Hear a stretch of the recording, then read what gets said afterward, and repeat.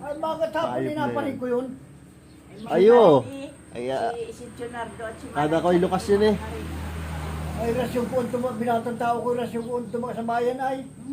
Buti ko ang mahal ng tuba noon ay city lamang isang galon.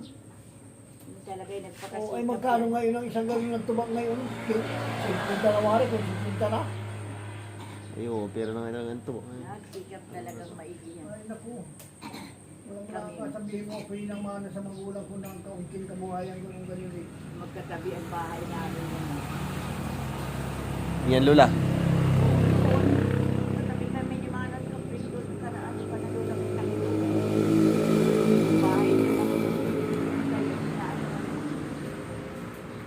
Ako'y nakadalawang taon, ako'y naka-4 na taon sa Marinduque, nasa poultry.